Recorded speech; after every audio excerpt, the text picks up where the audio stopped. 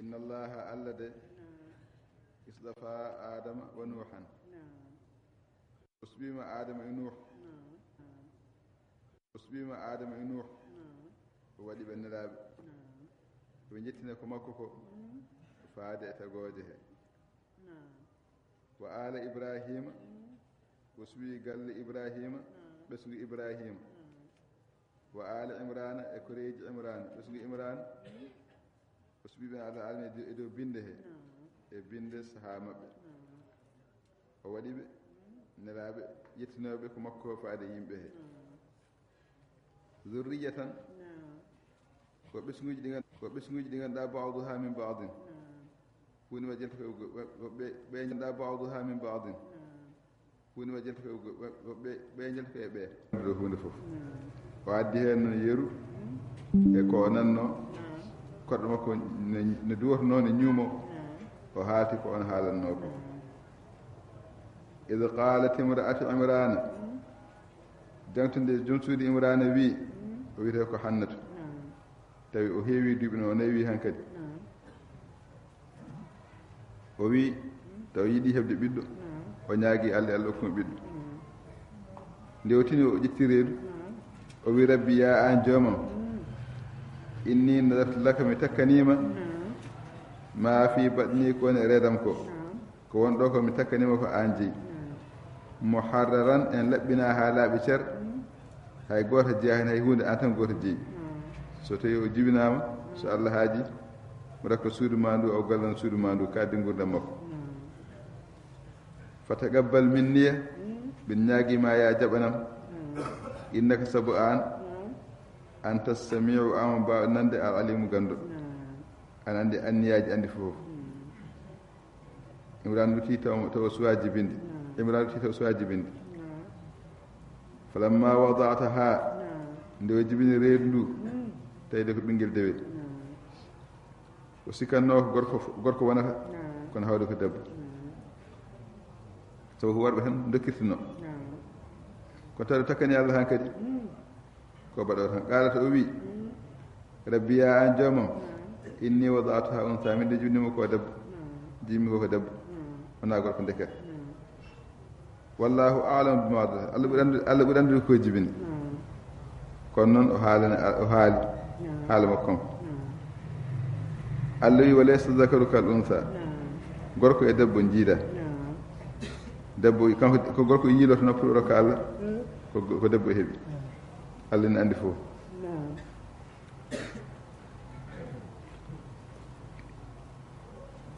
o wi wayni min noon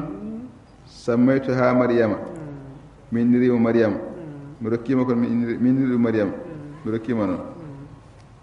wa inni u'iduha bika mbiɗa moodirmamo wa zurriyataha kanko suka makko fof min ashani rajim cheɗan berlaɗo cheɗan biccaɗo o hadis nabi sallah sallam ma min mawludin yuladu illa massahu cheyɗanu hina yuladu fa yastahilla sarihan illa maryama wabnaha ala jibinteɗe adna he sona sugasi jibine tan ceɗa mema ɗum ko ɗum waɗi ɓinguel so jibina tan jeeya ewa luuka ko luukata ko seɗan ko même ande seɗande joom luukata ɗon sona mariama ɓiyum mariama kamde jibinade seɗa meman ɗum ɓii ko isa inde jibinade seɗa meman ɗum bawa cheikhani Allah yi fataqabbalaha rabbuha joom makko jaɓanimo ko ñaagi ko Allah jaɓi mariama bi qabulin hasanin jaɓgol moƴƴol wa ambataha Allah funnimo mana mawninimo nabatan hasanan puɗgol moƴƴol mana mawnugol moƴƴol ko mawnirde moƴƴiri nde o yonti ha ngadi yimiraɗo nawanimo anduɓe mawɓe jamaɓe tottimoɓe o wi oɗo Allah takkannomi ndehe wonno no ko ɓi alma mabɓe imran ko alma mabɓe wonno goto fof kañum nawata sena Zakariya wi ko min ɓuri handude hen sabu yimmo ko cawdiɗo min jogui ɗum ko min jogui ɗum wadde gatte mi jogomo ɓe mbi ala mbatten ko kuraji mbaɗi kuraji ko nogas e jeenayo mi jeehi cangol ordonto mi mbatton kuraje ɗe ɓe mbi kala mo kural mum heddi dow on nawa kala mo kural mum yooli kañum nawata kisa noon kural oɗo Zakariya heedi dow on saha titimo Zakariya o mahanimo dow jama to suudu kanko noon gooto yahata toon kanko addata ñamde yerde fof e ko wujjoto e fof kanko addinimo jooni noon so ari ceeɗu o tawa toon ɓiɓɓe leɗɗe keɓetoɗe ndungu o ar ndungu tan ɓiɓɓe keɓetoɗe ceeɗu ɗum noon ɗum haayimo noon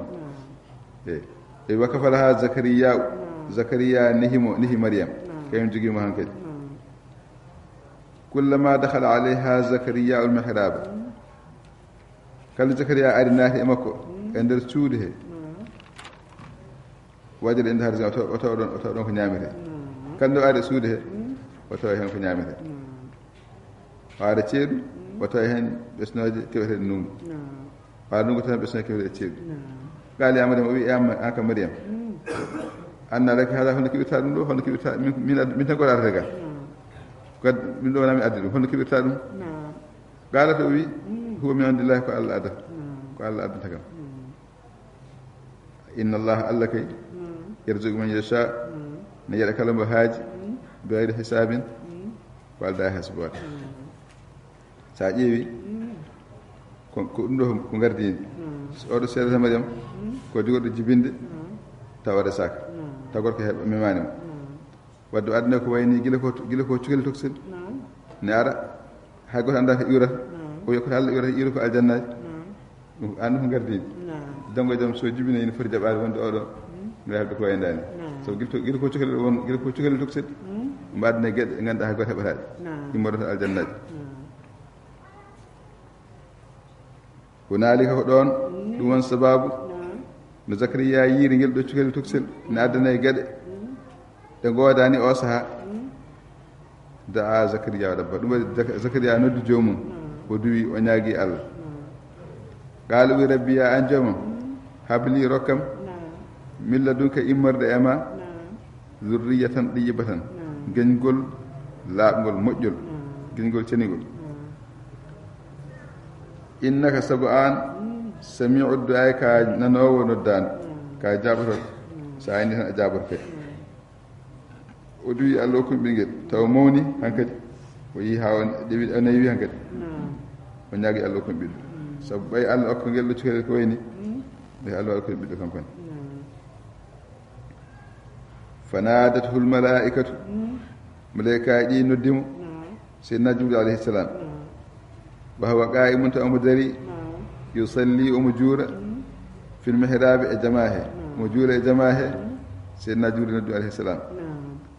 wiimo anna allaha yubashiruka bi Yahya Allah ne weltinirma ɓiɗɗo ne wiye Yahya ma loki ɓiɗɗo biyeteɗo Yahya ada ko inde muɗum ete musaddiqan ko go'inowo bi kalimatin min allahi konngol gimmortogol to Allah ay ɗum fof jofale Zakariya an jofane ma gonɗin konngol gimmortogol to Allah ngol kono Isa garowo ma gonɗin ɗum wa sayyidan o wonta ko kohowo kanko seydina Yahya wa hasuran ko cuɗaɗo e rewɓe wala haaju e rewɓe wa nabiyyan kadi o wonta ko annabi min as-salihin o jeeyaka koye moƴƴuɓe wiyama kanko seydina Yahya kaadi gurdam makko o meeɗa anniyade wadde ko boni kadi o meeɗa wadde ko boni kadi qaala wi rabbi ya an joomam kanko seydina Zakariya anna yakunu li ghulamun holno keɓiranmi cukalel holno keɓiranmi cukalel wagat balande kibaru te nayi heɓɓi kam han kadi mi nayi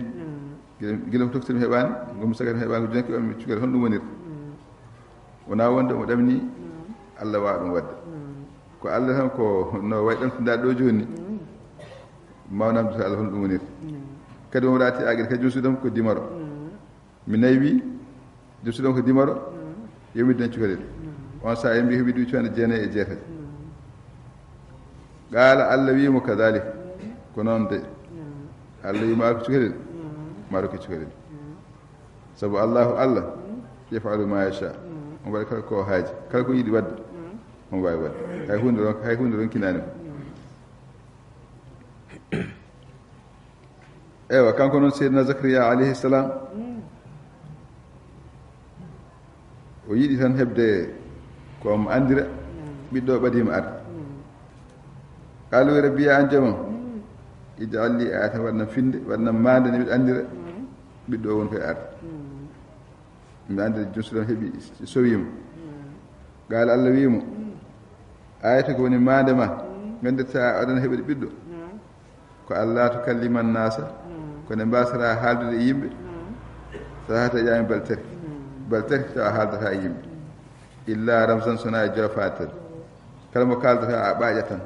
kana wa halde e baltari kan wa halde haade ngasa sayidu non wadkur rabbaka kathiran dantu jawmi ko heewi wa sabbih juul subhin bila shiri kal kiide subak fof subakalaw e kiide fof hibbin hen juuluuji e diwuuji wa qalat al malaikatu ya maryam dantu hen Allah wi he ma maryam yi ha mawni hankadi ha yonti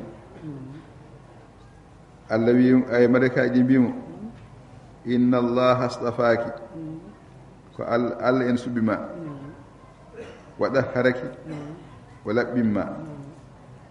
gorko yettata ko te ana filu hako wasdafaaki o subima ala nisa'il alamin rabbi adna be fof mana adna makko saha makko re mum fof a buri ya maryam e hema maryam ugnitide bi dofto joomi wasjudi hebbin ko juulata ko tujjata warka'i hebbin ko rujjata maada ken a julde e juuldata e juulobe daima zalika ko haala do ko gila ko haala e zakariya ha ko haala e maryam min amba'il ghaibi jako khabaruji birnidi dum do an anda dum ma ganda dum ko gede birnide on nuhihi ilayka e mbahi dum faadema am muhammad wa ma kunta ladayhim atawno ka de mabbe do kambe zakariya en yuziruna galam sanan berto kudi mabbe e jew hal mabbe ne ho ayyum yakfu maryam hal ne ho maryam dum atawaka kon ay hande a andi dum ata be ko poti andu dum wa ma kunta ladayhim atawaka kadi to mabbe do iz yahtasimuna sa'ande be lurtanno be lurde khabaru ne hol mabbe ne ho maryam ko day fo Allah hatani ma andi dum إذ قالت الملائكة قالت الملائكة جنبي سيدنا جبريل عليه السلام وي يا مريم إيهما مريم إن الله يبشرك على نبيل تديرما بكلمة منه كونغول بلتن ما كونغول نيمو مكو وانت بدو اندرما نجيبنا اسمه اندمو المسيح عيسى بن مريم نيو بيه كمسيح عيسى ابن مريم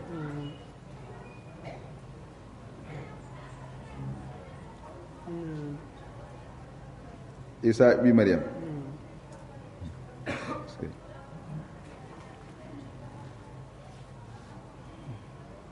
وجيها كوجم درجة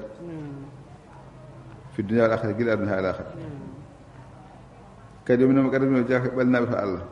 وجاء بلنا بها الله ويكلم الناس ما حال ديب في المهدي قل انددودي قل انجباو قل كو تيغو ما حال ديب به وكهلا كدي هاونا نياكيج ومن الثاني كده جاء مجد وجاء مجد قالت ربي أنجما أن يكون لي ولد ولا يمسسني بشر قال لك بدن بنجل تند غرك ميماني كم مرساك تمد جبنا نقول له ونير قال الله بي كذلك كنون ده Allah waatade ɓiɗɗe ma taw ala baba ɗum ko Allah baɗo ɗum sabu Allah kam yahluqu ma yasha ete kala ko haaji e kala no haajiri ida qada amran so yiɗi wadde hunde tan fa innama yaqulu lahu kun fayakun wiyatno ko won ɗum wona e wonde kala ko yiɗi wadde wiyatno ko won ɗum wona wonde on tampa hen ni o yamira tan waɗe wa yuallimuhu lkitaba Allah yima andimo deftere nde o wawa bindol wal hikmata annamo karallagal ñeeñal wa tawreta annamo tawreta wal injila annamo kadi injila wa rasulan min mbaɗamo nelaɗo ila bani israil faade bani israil en gila ko cuwel walni kanko woni nelaɗo ko aadide heɓata duuci fande kanko goto heeɓi ɗum heddiɓe ko makko duuci fande ene puɗɗane leede kanko ne ɗon ruho nayi makko o waada ande ko addi heɓata duuci fande o wiyaɓe anni min de ɓuran tagiri gila ɗo yimmo haalantano ha hakko ɗo jibinama ha o mawni ha o yettima ɗo haaldata yimɓe o wi anni min de kadi jiɗi komi addani on mbi ayatina e mande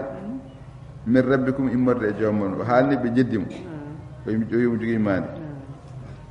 nden mande ko woni anni wonde min akhluqu lakum mi tagano min ɗinni e ɓakkere mi maha e ɓakkere ko haytiɗere ko nandi e mbaade ndiwri ko wayno ndiwri ni maha ɓakkere tan ha fewa ha anande ndiwri ɓan fof fihi mo wutta hen tan fayi ko ɗayre wonta ndiwri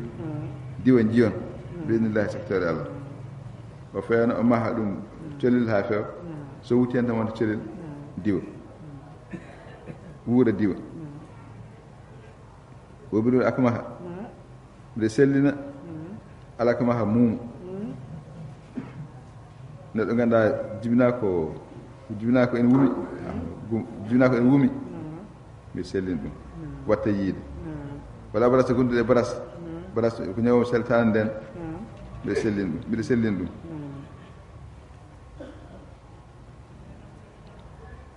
wiyama e dañalama go o sellini ko yaha 90 ujunere neɗɗo joom sati koye joom so joom jawimo tan sellat wo ohil mawta kadi mi wurtina maaɓe bi idnillah secteur Allah mi wurtina maaɓe e secteur Allah neɗɗo maaɗo o wurtin ɗum wala kama de e mbi o wurni hen asir kanko sirma ko wonno e debbo gotoneje ɓiyum o wurtini ɗum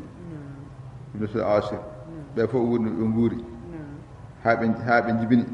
caggal ɗum e sam ibnu nuh on o wurti ɗum kanko o wurti ha wurti tan caggal ɗum maayi ɗon e wona bi ko mi habra on bima ta'kuluna ko ñaamoton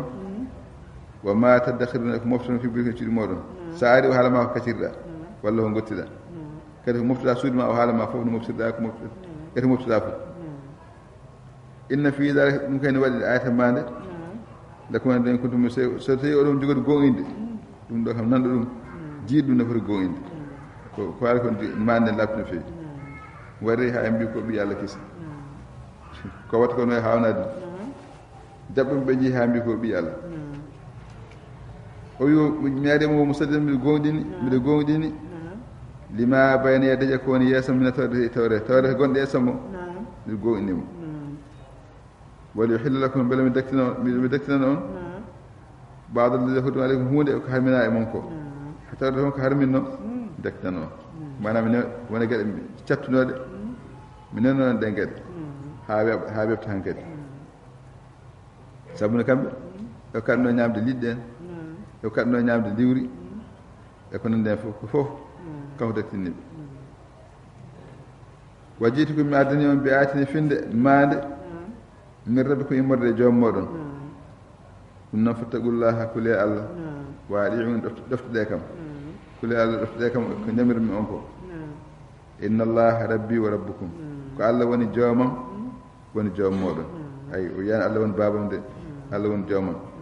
ko ni o wiɓe woni joom moɗon fa abudu ɗum noon ndewe Allah wonde way hay goto goɗɗo ko wona Allah wona min wona goɗɗo haada ko ɗum ɗo kalmi ɗo ko ñamiri on ko siraɗum mustaqim ɗum on laawol poccugol صدق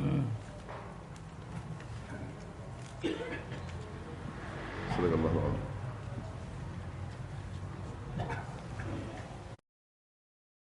صدق الله العظيم. بسم الله الرحمن الرحيم. عن ابن عباس رضي الله عنهما قال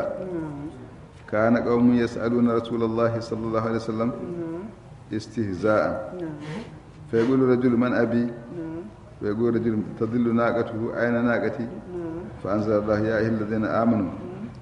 لا تسألوا عن أشياء إن تبد لكم تسؤكم رواه البخاري والترمذي. وهذا كو سابي ودو آية جيبي ابن عباس رضي الله عنه كان قوم يسألون رسول الله وني يمبل نياغو نامدو الله صلى الله عليه وسلم نامدوم استهزاء سبو جالكيد نافقيب غارا نامدو غل pour yidde jalkiddam fayqul jommo wiye fayqul de gorko net ara wiye mana bi hola woni baba fayqul de ara wiye net ara wiye tadillu naqatu to ngelo mo en majji wiye mo ayen naqatu hol ngelo baba woni on dege fa anzala al jipin non ya ayyuhal ladina amanu hum jibe gondimbe la tasalu wa namdude ana saga de ganda intude ko seyde so on pinyinama tan tasukum ma muson sabuna wonna namdude hodo bam so halnam so yewi si wona on wiita woni bam na tade wonta ete kam sanano go to hala woto baden woto namdude wadi sa goto be namdi benande handa sallallahu alaihi wasallam haabi imme do kala goto mi yidi nam tawna no mi jaba wol biddan holo on baba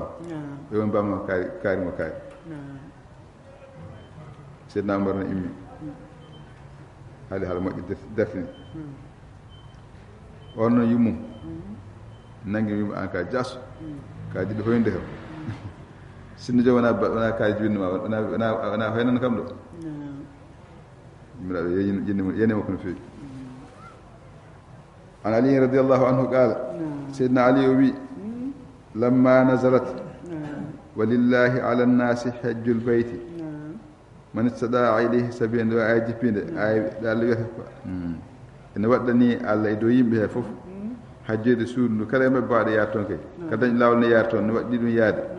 دو آجبين قالوا يمبي يا رسول الله في كل عام في تعرف من جهرنا في تعرف من جهر فسكت ودي قال يمبي يا رسول الله في كل عام يمبي لا كو هتعرف من جهرن هتعرف دون ودي قال لا أبي ألا ولو قلت نعم لوجبت سمين اينون ودهن غوبيني نعم دون so haala ngaccirde non tan wuri afanzalla ala jepini ya ayyuhal ladina amanu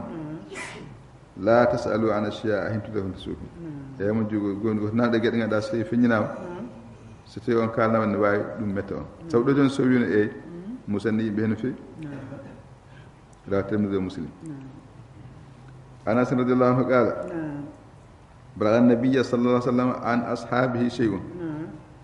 فخطب فقال أرزق علي الجنة والنار فلم أرك اليوم في الخير والشر ولو تعلمون ما أعلم لضحكتم قليلا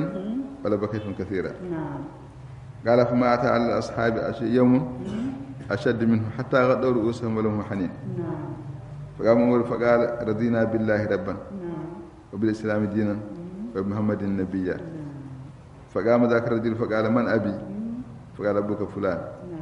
فنزلت يا أيها الذين آمنوا لا تسألوا أنا شاهد تسوء له الشيخ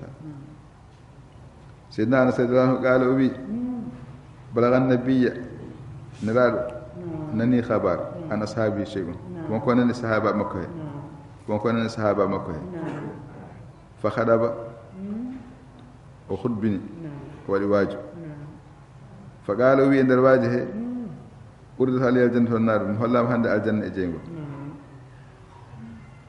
فلو عليك جاء مداركم من مدار نجير هندني من مدار يردن هون في الخير والشر كو مجرني كو بنيرني مدار يجير كو جيم مجر هندك من مدار هون مدو كو جيم بن هندك من مدار هون مدو ولو تعلمون ما أعلم سنو غندن هون غندمكو ladde hittu gali ma jarna seeɗa walla bakati katira ngoyon ko heewi sinno nganndu ɗum ko seeɗa jalton ngoyon haa heewa gaala o wii fama ata allah ashaabi jawmum sahaba meeɗa habde ñalawma accadde hen ɓuɗɗo musse o ñalawma ñande heen ɓe meeɗa ñalawma ɓuɗɗo musse o ñalawma hatta qaddawru usam haa kippi koye maɓɓe ɓe cuddi koye maɓɓe ɗum hanninta ɓe ñuuña goto fof no wayi baŋnge allah ñalawma ko hulɓini nelaɗo haaliri ni no wayi hulɓinaade ni faqama umar sidna umar immi dari faqala wi ya rasulallah radina billahi rabban min belama allah kañum woni jomiraɗo amen wa bil islami dina min belama l'islam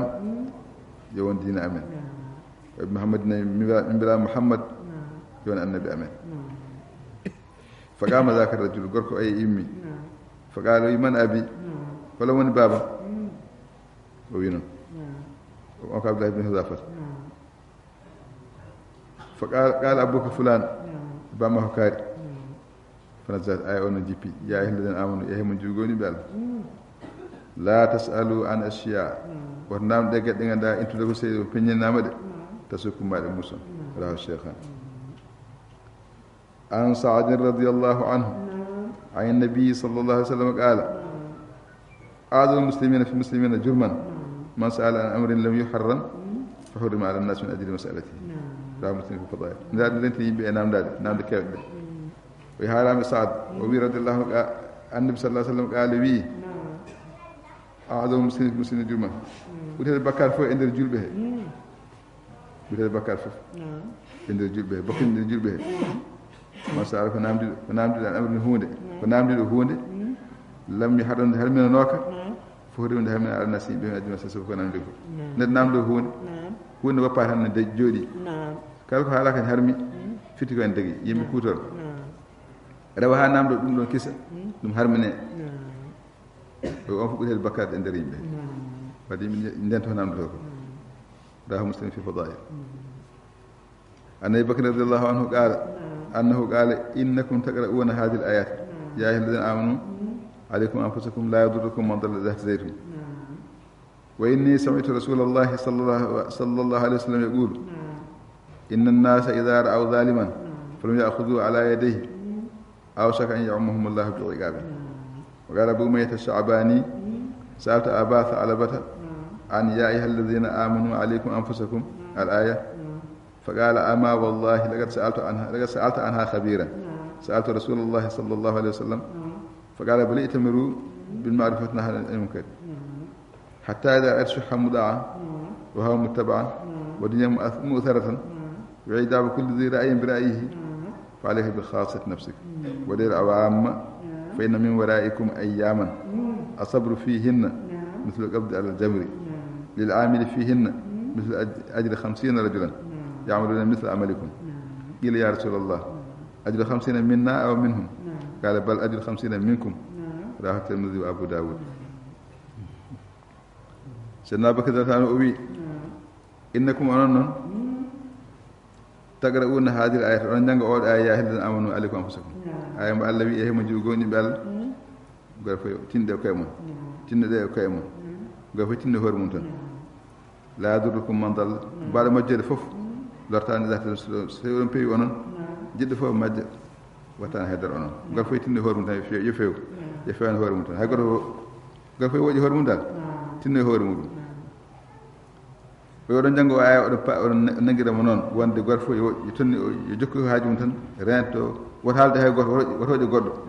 wona noon de e wayni sami'tu rasulallah min mi nani la sallah sallam jagol ne wiya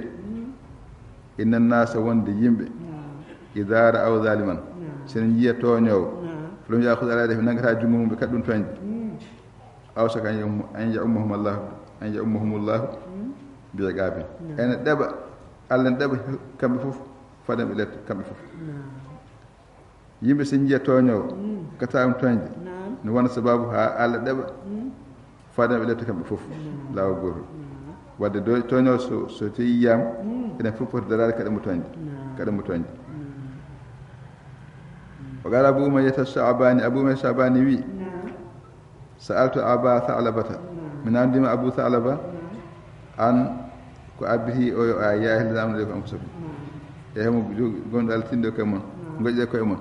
min andum abu talabata on ay fa qala wi ama wallahi kayde wallahi tasalta ha khabiran ana no kumprido o do ay sabu min sa'altu rasulullahi sallallahu alaihi wasallam min annabi sallallahu alaihi wasallam khabar ayo sabu Allah yu gorfe wodi horum tan wat cadde wobbe fa qala sallallahu alaihi wasallam wi bali tamru bil ma'ruf jamirde ko moƴƴi wattanam ka kade ko boni wono gorfe yamir hoore mum yamir musidɗo fof ko moƴƴi yaade hoore mum haɗa musidɗo fof ko boni hatta ida ra'ayt hanon sa yi suhammuda ɗawre ɗoftade ayi ɗawre heewi il faut gonti ɗawɓe hankadi ha goti ɗawa kodi goɗɗo wa hawa muttaba an gorfo abbe bila pita muɗum ayi hankadi bila pitani yimɓe fof gabbi muɗum hankadi wa duñammu sarta ayi kadi aduna ɓurnama e dow ko wona allah e dow allah mbiyannomi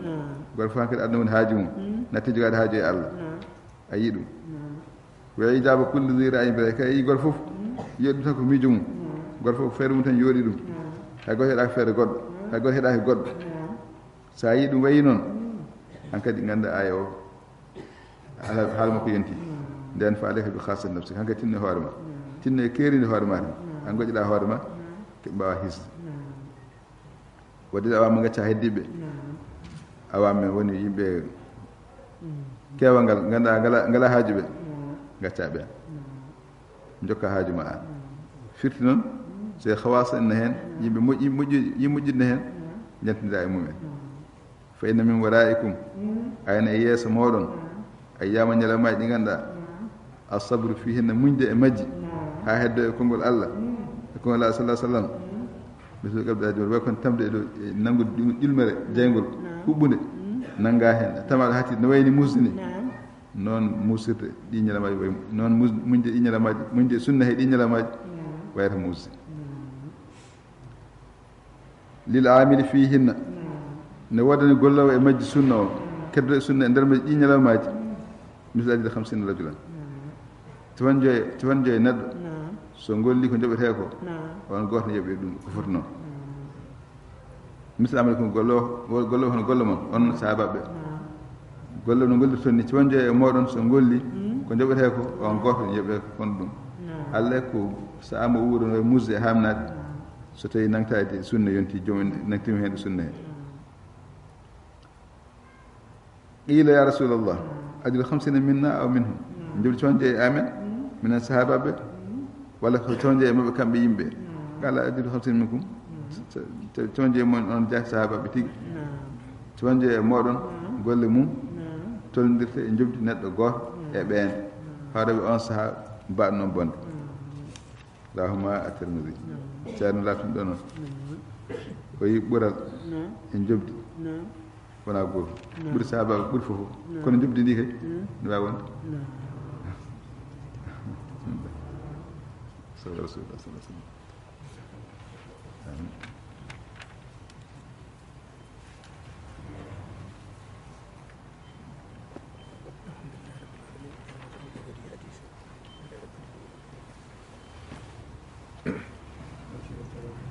فاتحة صلاة الفاتحة